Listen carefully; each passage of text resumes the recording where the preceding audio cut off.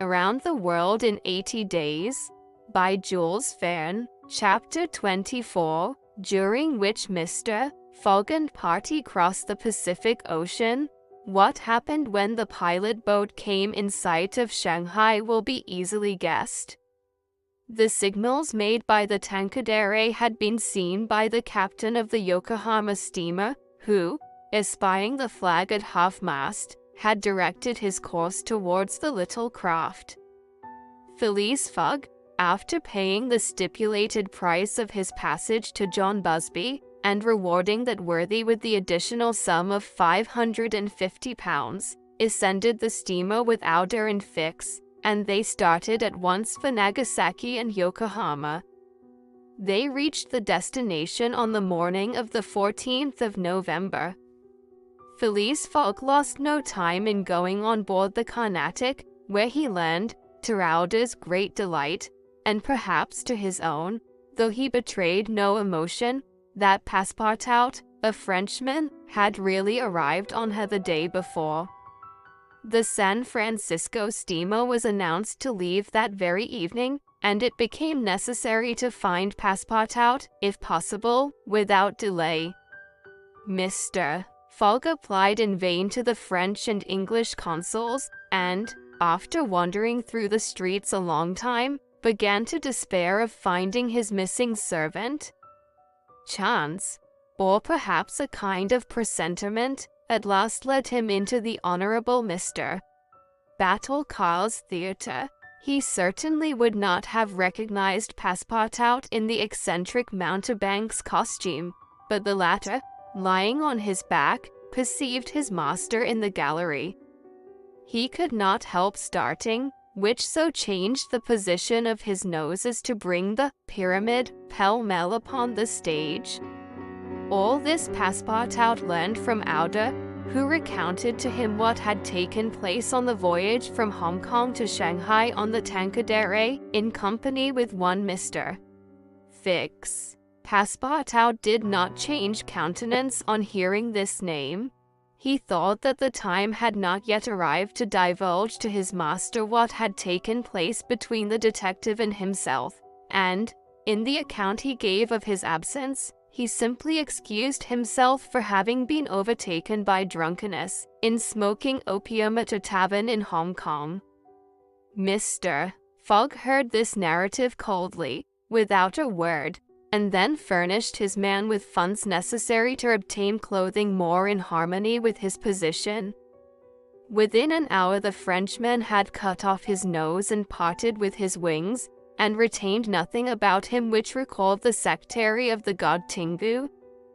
The steamer which was about to depart from Yokohama to San Francisco belonged to the Pacific Mail Steamship Company, and was named the General Grant.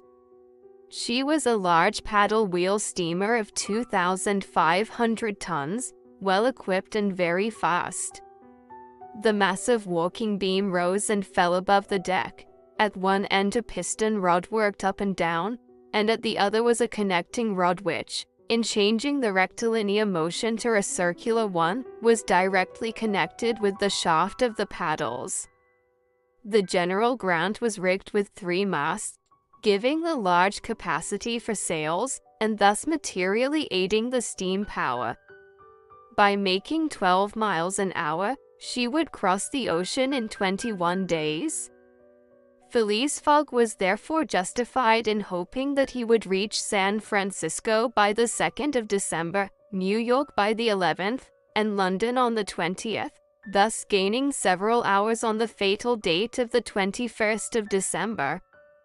There was a full complement of passengers on board, among them English, many Americans, a large number of coolies on their way to California, and several East Indian officers who were spending their vacation in making the tour of the world. Nothing of moment happened on the voyage. The steamer, sustained on its large paddles, rolled but little, and the Pacific almost justified its name. Mr. Fogg was as calm and taciturn as ever. His young companion felt herself more and more attached to him by other ties than gratitude, His silent but generous nature impressed her more than she thought, and it was almost unconsciously that she yielded to emotions which did not seem to have the least effect upon her protector. Alda took the keenest interest in his plans, and became impatient at any incident which seemed likely to retard his journey. She often chatted with Passepartout, who did not fail to perceive the state of the lady's heart, and, being the most faithful of domestics, he never exhausted his eulogies of Phileas Fogg's honesty, generosity, and devotion. He took pains to calm Alda's doubts of a successful termination of the journey, telling her that the most difficult part of it had passed, that now they were beyond the fantastic countries of Japan and China, and were fairly on their way to civilized places again.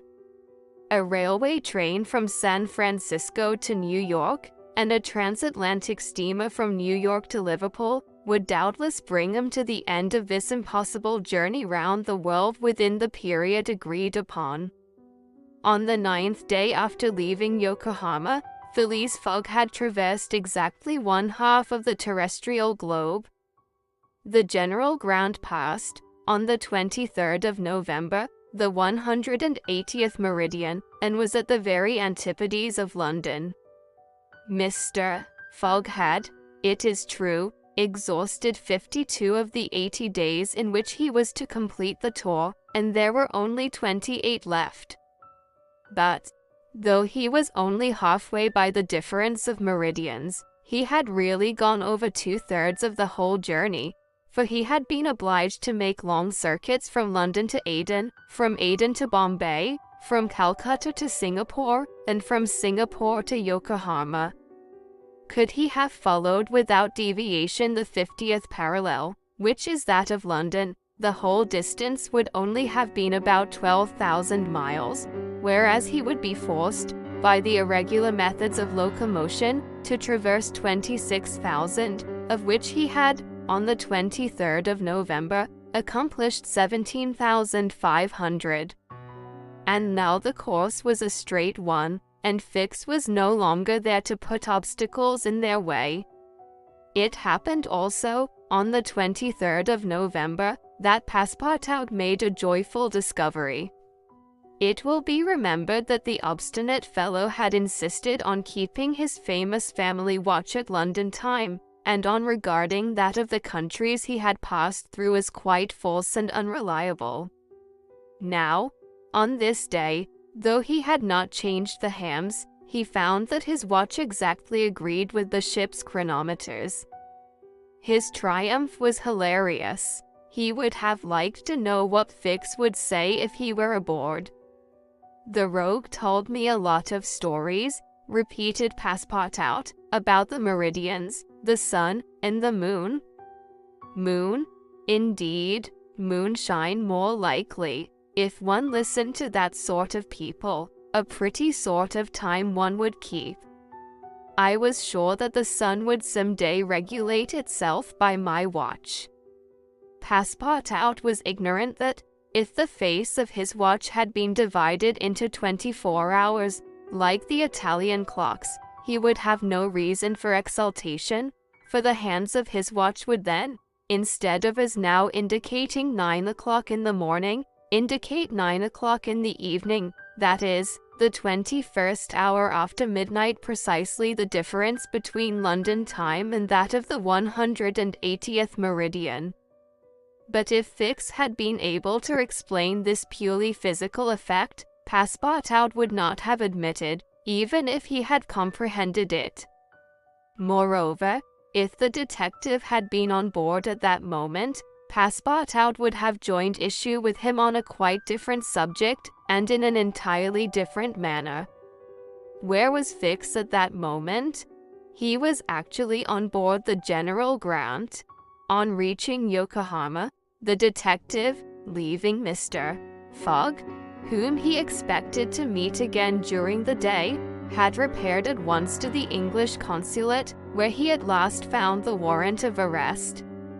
It had followed him from Bombay, and had come by the Carnatic, on which steamer he himself was supposed to be.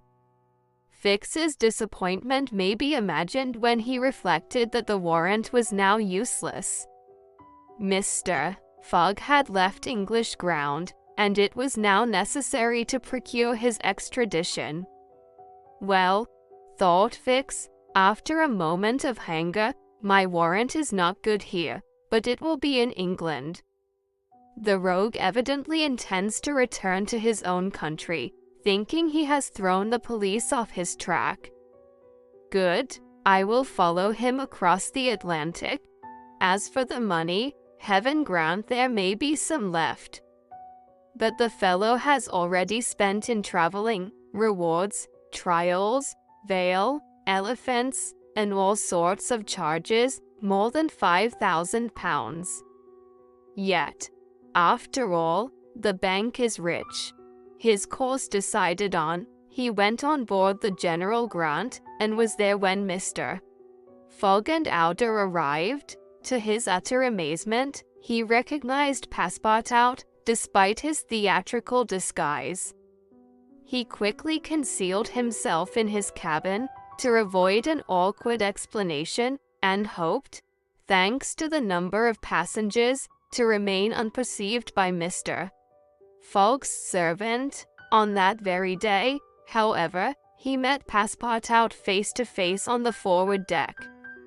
The latter, without a word, made a rush for him, grasped him by the throat, and, much to the amusement of a group of Americans, who immediately began to bet on him, administered to the detective a perfect volley of blows, which proved the great superiority of French over English pugilistic skill. When Passepartout had finished, he found himself relieved and comforted. Fix got up in a somewhat rumpled condition, and, looking at his adversary, coldly said, "Have you done?"